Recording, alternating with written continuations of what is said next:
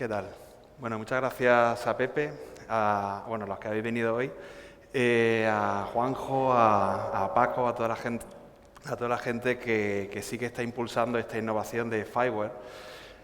La universidad o los visionarios, las personas visionarias como ellos son los que impulsan y los empresarios como nosotros somos los que tenemos que implementar y ver cómo llevar esa innovación al gran público pero claro, necesitamos esos faros como Pepe, la Aula de Transformación Digital, o Juanjo, que son un poco nuestros referentes para este tema.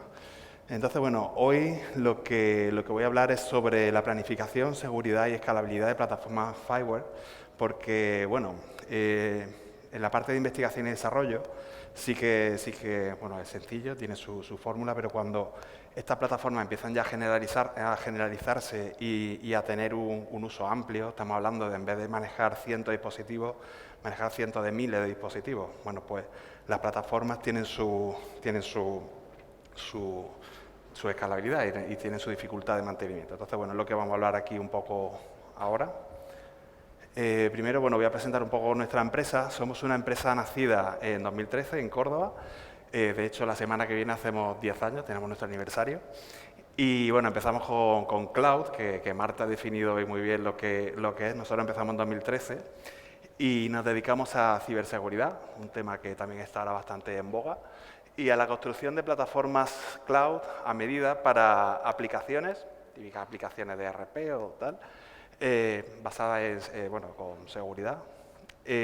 Plataformas de IoT como Fireware, que llevamos tiempo trabajando, como bien ha dicho Pepe, con el Aula de Transformación Digital de la UCO, y ciencia de datos, porque al final, tanto aplicaciones como plataformas IoT, al final lo que tienen son muchos datos y lo que nos interesa es hacer cosas con esos datos. Buscamos la simplificación y sencillez como seña de identidad de la empresa, porque cuando hacemos cosas muy complejas, pues vamos a intentar hacerlo lo más sencillo posible. Y yo siempre digo que no es pensar como un ingeniero, que los ingenieros nos gusta mucho complicar las cosas, nosotros no. Buscamos la simplificación y apostamos por favorecer un entorno sostenible donde las empresas de nuestro alrededor crezcan fuertes y sanas. De ahí la ciberseguridad y el manejo de la información. Nos diferenciamos en el uso extensivo de las tecnologías cloud, que he dicho hoy en 2023, queda como muy en boga también, pero llevamos de 2013, y apostar por la nube. Siempre pensamos, y por eso trabajamos con AWS, y apostamos por cloud porque es una palanca, es algo que es un paradigma, pero aparte es algo que impulsa el crecimiento, y nosotros llevamos 10 años viéndolo. Inteligencia artificial, que también está muy en boga, pero nosotros llevamos incluso trabajando mucho también con la universidad, con el Departamento de Informática y Análisis Numérico, que es como se ha llamado de toda la vida a la inteligencia artificial. Pues nos apoyamos muchísimo en esto, y ciencia de datos y analítica de datos, ¿de acuerdo? Y nuestros clientes son típicamente medianas o gran empresas que quieran modernizarse y hacer sus procesos más sostenibles y eficientes y seguros, ¿vale? ¿Quién no quiere eso? Somos una empresa de Córdoba, pero tenemos proyectos, ya que trabajamos en cloud, y cloud es relativamente fácil hacer proyectos por cualquier sitio. Tenemos proyectos prácticamente por todo el mundo, desde Silicon Valley hasta Australia. También mucho, sobre todo en España y en Alemania, estamos basados en Córdoba, de vez en cuando viajamos, pero tenemos ese alcance.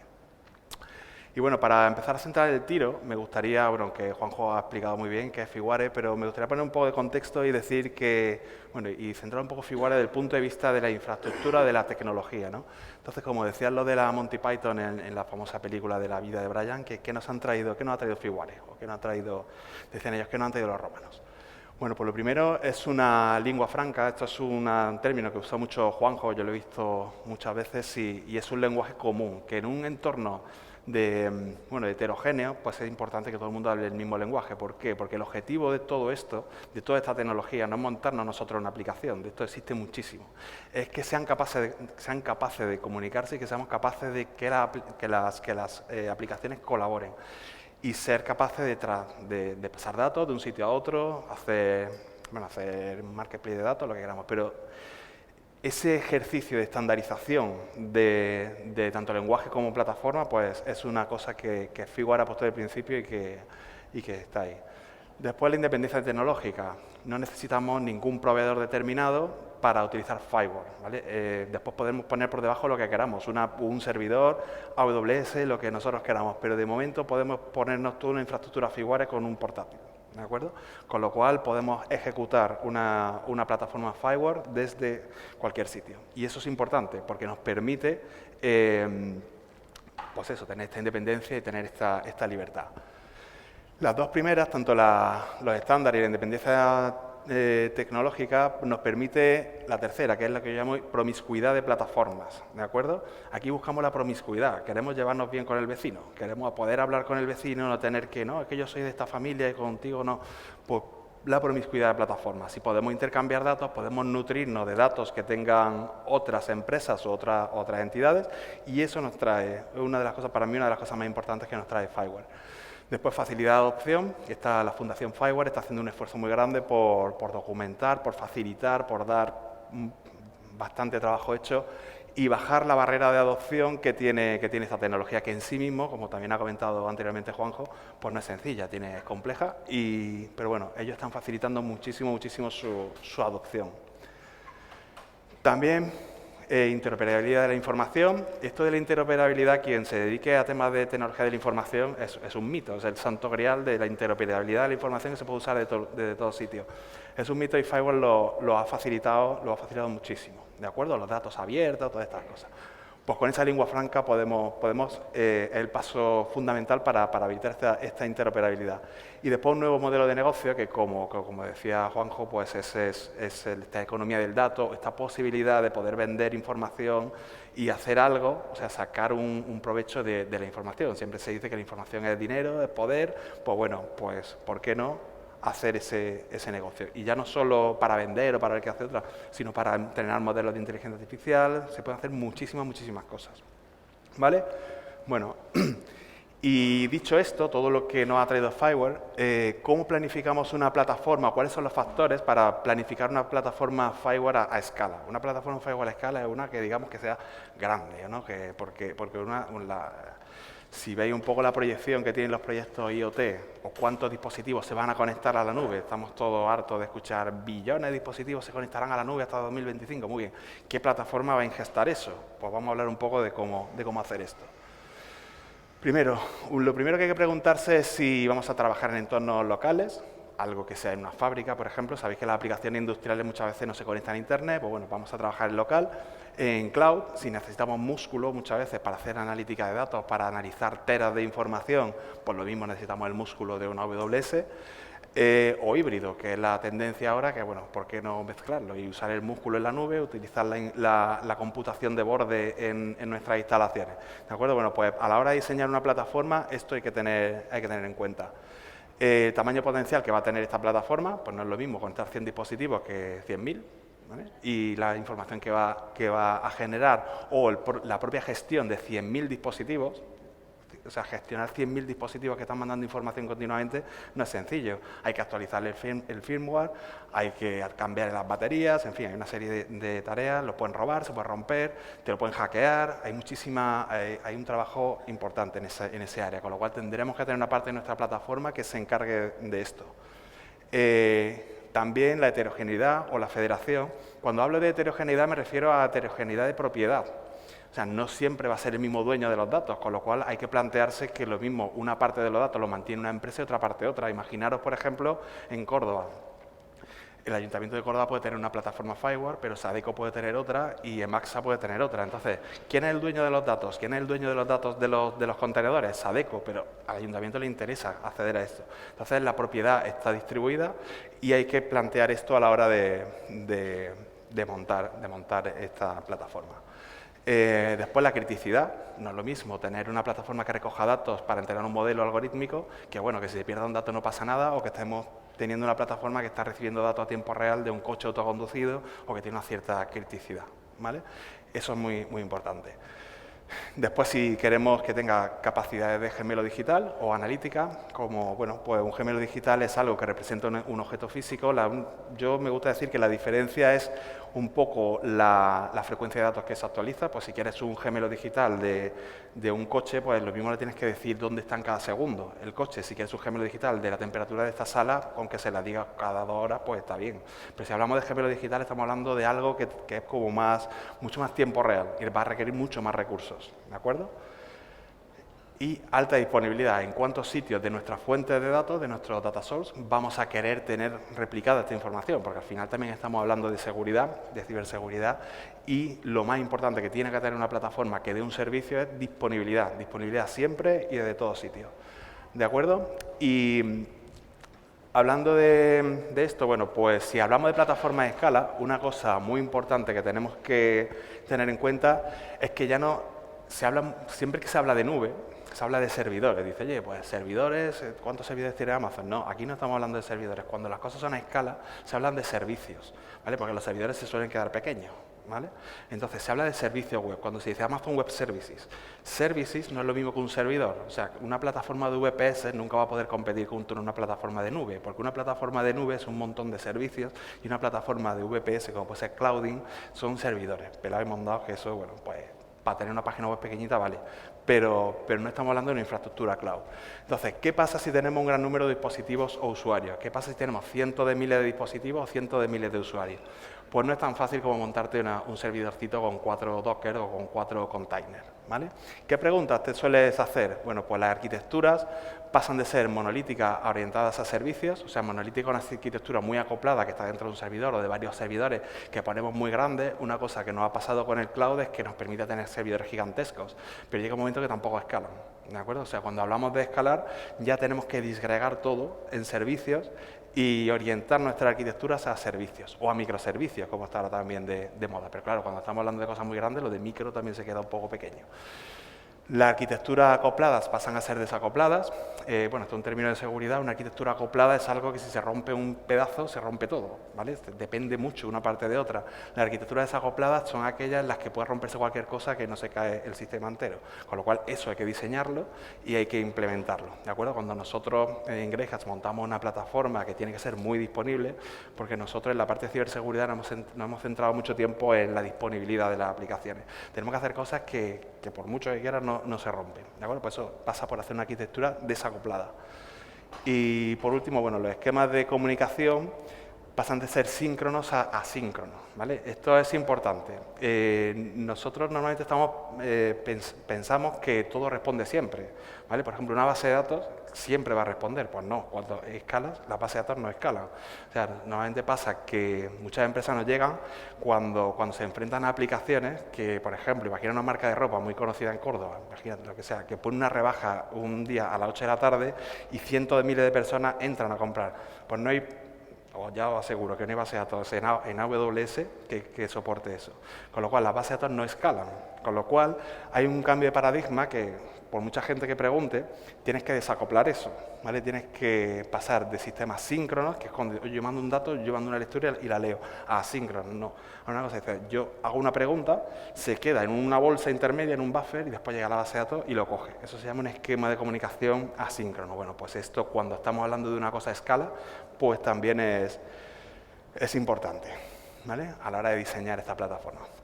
Y como ejemplo voy a poner un esfuerzo que está haciendo tanto AWS como Fireware, que AWS desde hace un tiempo es miembro platino o patrocinador platino de Fireware y están trabajando juntos.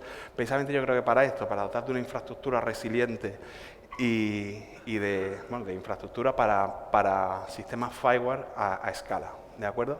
Han sacado esto que se llama AWS Smart Territory Framework, que en el naming aquí tampoco los de AWS han estado muy finos, ¿no? Esto, como yo le digo, es como hacer Fireware como con esteroides, ¿no? Como a lo bestia, ¿vale? Pues bueno, pues es esto que lo voy a comentar un poco por encima para que sepáis lo que es. Nosotros estamos trabajando mucho con este tipo de cosas porque entendemos que va a haber muchas empresas que van a querer hacer Fireware a escala y nosotros nos vamos a encargar, o la parte que nos encargamos es la parte de esa plataforma y es lo que vamos a contar un poco. ¿Vale? Bueno, esto es un esquema muy alto nivel de lo que es un sistema de IoT, ¿vale? En un lado están los productores de datos, que puede ser cualquier cosa, sensores, API, lo que queramos, un coche, un motor, lo que sea, un ERP de una empresa, productores de datos, ¿vale? No sabemos mucho más. Y en el otro lado hay consumidores, que pueden ser personas viendo un panel de control, una aplicación que está haciendo un modelo, lo que sea, datos de consumidores. Los productores de datos normalmente tienen datos caóticos, que le llamamos. ¿Por qué? Porque cada uno crea el dato como quiere, lo codifica como quiere, cada fabricante codifica el dato como le da la gana, y eso como se pasa al otro lado. O sea, estamos hablando de que cada fabricante chino, europeo o de donde sea, crea los datos de una forma, ¿vale? Entonces, pues esos datos caóticos hay que transformarlos en datos estandarizados. Aquí la Fundación FIWARE ha hecho un trabajo notable, sobre todo con su iniciativa de los Smart Data Models, que nos permiten poner contexto y establecer figuras sabiendo y estandarizando qué es cada cosa. Y bueno, hay que traducir esos datos mediante tanto esta API, que es la API NGSI, y los Smart Data Models al otro lado, ¿no? Entonces, bueno, el Smart Territory Framework Core, que se llama, está compuesto por el Fireware Context Broker, que es el elemento fundamental que tiene que tener cualquier arquitectura fireware. El Smart Territory Framework IoT, que es otro módulo, que ahora veremos que es para hacer gemelos digitales y aumentar un poco las capacidades de hacer cosas. Y lo que llama es STF Connectors, que básicamente es toda una parte de computación, que ya ahora veremos que en AWS se hace computación sin servidor, que básicamente van a traducir toda esa heterogeneidad que tienen esos productores de datos al esquema NGSI y los data models, ¿vale? Por centrarnos en el Content Broker, bueno, el Content Broker es ese repositorio central que pone esta API, donde se crean entidades, se crean las suscripciones y después por otro lado se hacen las consultas, ¿vale? Visto desde un poquito, haciendo un zoom in, no nos vamos tampoco a explicar esto, pero en Smart Territory Framework AWS ha implementado el Scorpio Content Broker, que es una de las variantes que tiene el Content Broker, son dos, el Orion es hasta ahora el más conocido, el Scorpio. A mí lo que yo he trabajado con él me da la sensación que es como un poquito más para hacer, no sé, como hacerlo más a escala, pero bueno, AWS ha implementado si os fijáis, este es internamente el Content Broker y lo que tiene es un montón de microservicios, ¿de acuerdo? Tiene muchísimos servicios, desde una API, un gestor de entidades, un gestor de suscripciones, un servicio internamente para descubrir otros servicios. Fijaros, me llama la atención que han implementado un Apache Kafka, que no sé si sabéis lo que es, pero es un gestor de mensajes. Con esto se implementa ese esquema de comunicación asíncrona, donde llegan los mensajes, se guardan como una bolsa y después la parte de la base de datos la coge de ahí para que no sea directo, porque entienden que si estamos hablando de IoT va a haber una cantidad enorme de mensajes que no se podrán procesar por una base de datos normal, ¿de acuerdo? Bueno, pues te implementa ya su Apache Kafka y su base de datos en PostgreSQL. ¿De acuerdo? Si lo miramos en AWS, como lo tiene implementado este Content Broker, pues bueno, pues tampoco nos vamos a detener mucho, pero tiene un Amazon API Gateway, que es un servicio gestionado que te mantiene una API. Cuando en AWS hablamos de servicios gestionados, es que no te tienes que preocupar mucho por la disponibilidad porque se encarga AWS. Ya se puede pasar cosas, pero bueno, AWS te da una parte del trabajo hecho. Que cuando estamos hablando de cosas de escala, que te den una parte del trabajo hecho tampoco es una mala cosa.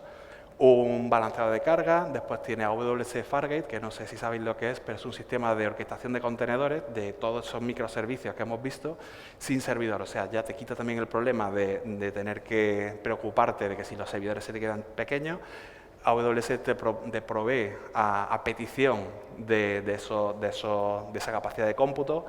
RDS para el PostgreSQL, ¿vale? RDS también es un servicio gestionado de base de datos que puedes montar un clúster fácilmente y te lo han medianamente gestionado.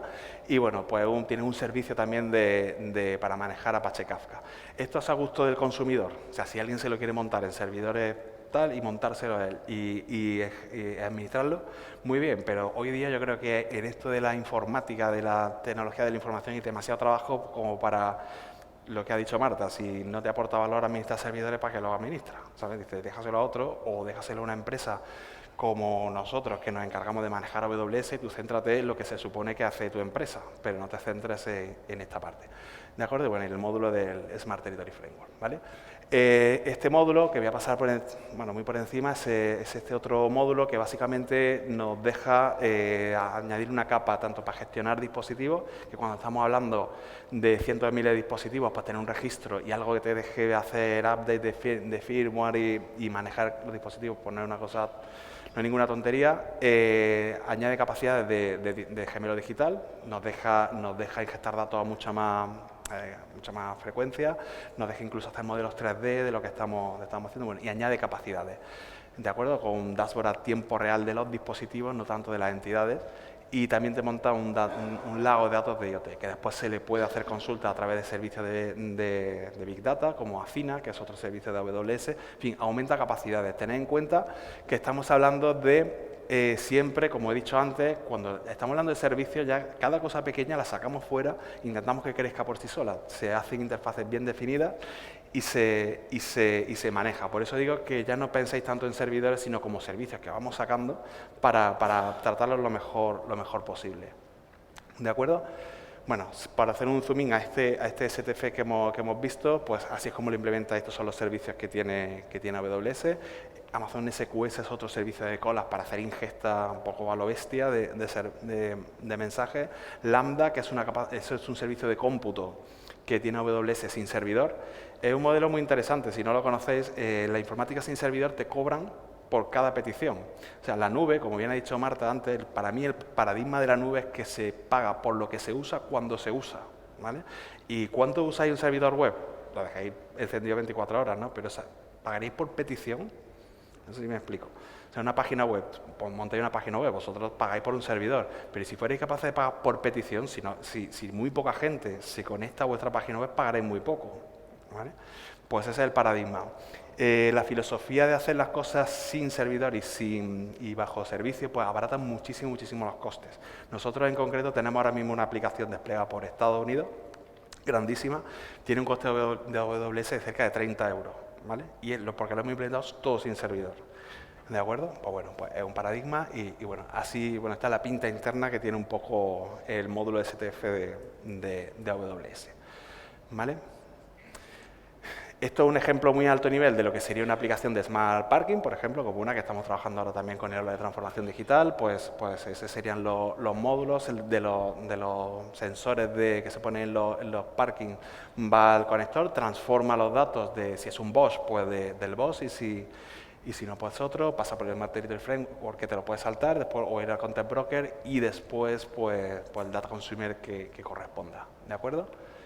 Y por último, y esta es la última diapositiva, pues un poco general, donde se ve, fijaros, esta la he puesto un poco para que se entienda un poquito más a bajo nivel qué es lo que estamos haciendo. En este lado tenemos muchos productores, fijaros, uno se conecta por LoRaWAN, por unos servidores LoRaWAN públicos, esto normalmente es TTN, pues, que es un servicio público que te implementan servidores LoRaWAN, pasa por el API Gateway, utilizamos la capa de modelado de datos con AWS Lambda, ¿vale? Donde transformamos, pues si es Boss, transformamos el Boss, si es Milesize, transformamos Milesize, el que sea, ¿vale? Y además siempre pagamos el cómputo de cuando venga el mensaje, si son 3 segundos, pagamos 3 segundos de cómputo, o 3 milisegundos. Esa fase pasa a la parte del STF IoT y el Content Broker, donde ya se mantienen las entidades y demás, y ya hacemos lo que queramos, o mandamos notificaciones, o conectamos ya una aplicación y hacemos consultas al Content Broker, o hacemos analítica con Amazon Athena, que es un servicio para consultas por SQL de lagos de datos, o bueno, ponemos un Grafana o lo que ya cada uno quiera ver. La parte interesante es esta, ¿no?